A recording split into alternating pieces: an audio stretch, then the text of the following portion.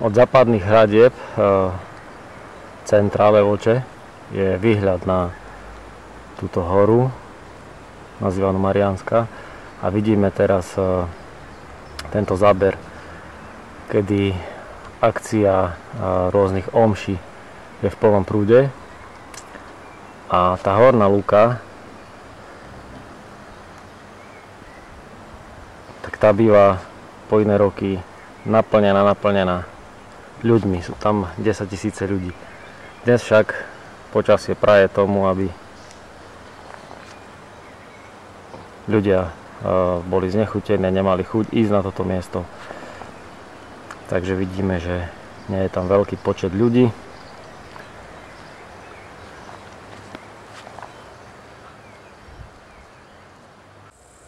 Aj tohto roku 2011 sa na Slovensku, na Mariánskej hore v Levoči, odohrala zaujímavá udalosť. Bola zaujímavá hneď z niekoľkých pohľadov. Za prvé, že sa jej zúčastňujú masy ľudí všetkých vekových kategórií, všetkých úrovní vzdelania a spoločenského postavenia. Za druhé, je to udalosť, ktorej predmetom, a to podotýkam, sú nadprirodzené, neviditeľné a duchovné javy, ktorých spoločným menovateľom je viera. A za tretie, je to udalosť, ktorá je všeobecne chápaná a aj takto predstavovaná ako dobrá vec, daná od Boha, a preto by sme jej základ mali nachádzať v Biblii, v Svetom písme.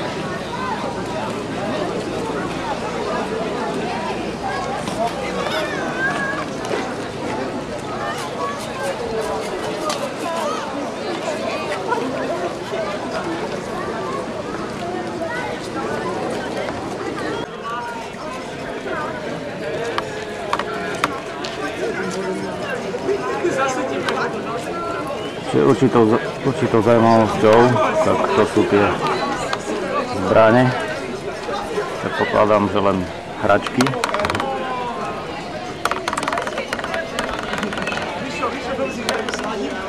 Sladké fajnotky.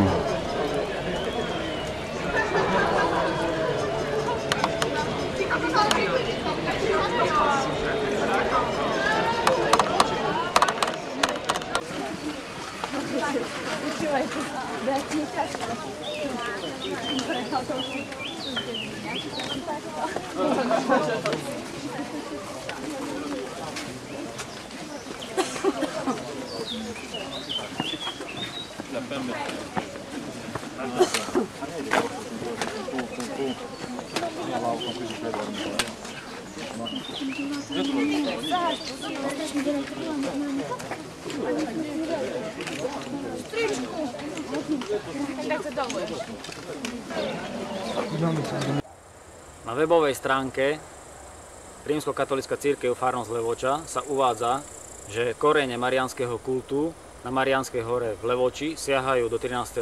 storočia.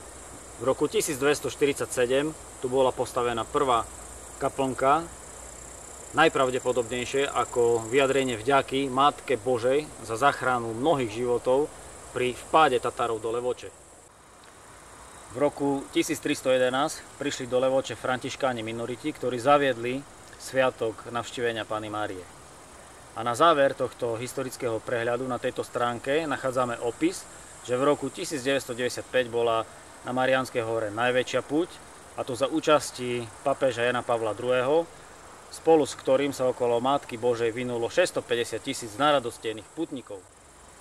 V inom zdroji, časopise Blumenthal, ktorý vydáva rímskokatolícka cirkev farnosť Blumenthal v Bratislave, a to v článku Mariánska úcta a naša história, sa dočítame, že v roku 1727 prišla na Slovensko správa od pápeža Benedikta XIII. Citujem: Súhlasím, aby Slovensko naďalej uctievalo bolestnú Pannu Máriu ako svoju patronku.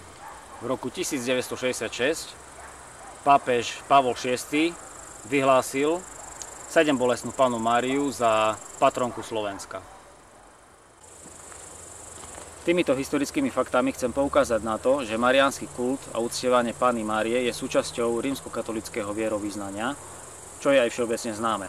Alebo minimálne aspoň to, že rímskokatolícka cirkev nie je proti uctievaniu a modlitbám k Panne Márii.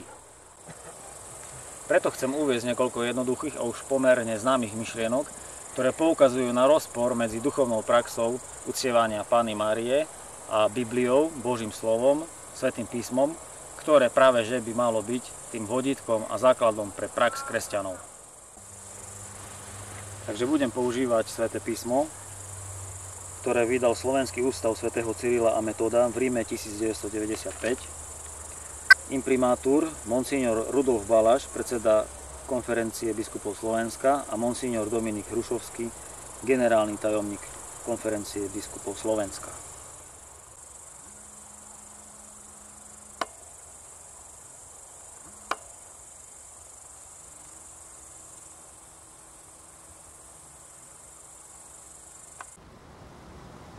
V mariánskom kulte sa praktizuje božské uctievanie Panny Márie. Avšak, keďže Panna Mária nie je ani Boh Otec, ani Boh Syn, ani Boh Duch Svätý, tak uctievanie a modlenie sa k nej je duchovnou neverou voči Bohu. Ako je to aj zjavné z toho, čo je napísané v knihe Exodus v 20. kapitole, kde je zaznamenaných 10 Božích prikázaní. Budem čítať prvé dve. Takže prvé znie takto. Ja som Pán tvoj Boh, ktorý ťa vyviedol z egyptskej krajiny, z domu otroctva. Nebudeš mať iných bohov okrem mňa. A druhé prikázanie hovorí: neurobíš si modlu, ani nejakú podobu toho, čo je hore na nebi, dolu na zemi, alebo vo vode pod zemou. Nebudeš sa im kláňať, ani ich uctievať. Lebo ja, Pán tvoj Boh, som žiarlivý Boh, ktorý trestce neprávosti otcov na deťoch do 3. a 4. pokolenia u tých, čo ma nenávidia. Milosrdenstvo však preukazuje až do 1000. pokolenia tým, čo ma milujú a zachovávajú moje príkazy.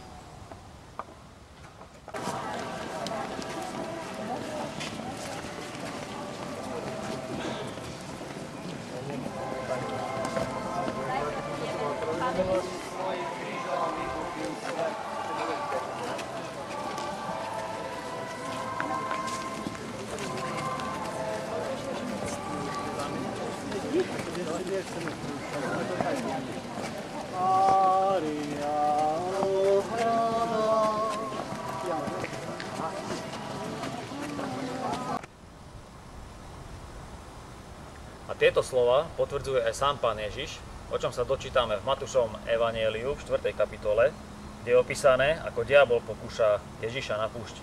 Čítam od 8. verša. A zasa ho diabol vzal na veľmi vysoký vrch, ukázal mu všetky kráľovstvá sveta a ich slávu a vravel mu: toto všetko ti dám, ak padneš predo mnou a budeš sa mi kláňať. Vtedy mu Ježiš povedal: odiď, Satan, lebo je napísané: Pánovi svojmu Bohu sa budeš kláňať a jedine jemu budeš slúžiť. V 5. Mojžišovej knihe, tzv. Deuteronómiu, v 13. kapitole, sa dočítame od 1. verša.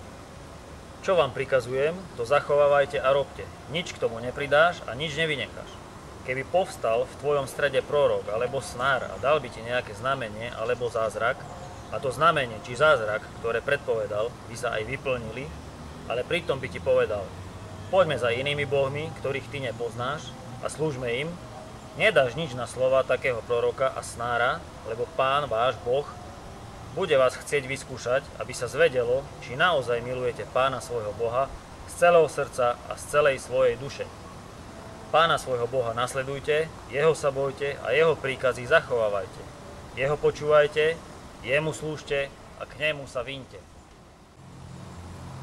Tu Boh skrze Sväté písma hovorí, že dovoľuje znamenia a zázraky, ktoré pochádzajú z iného nadprirodzeného zdroja, nie od Neho, a to na to, aby vyskúšal svoj ľud, či ho miluje z celého srdca a či zachováva jeho prikázania.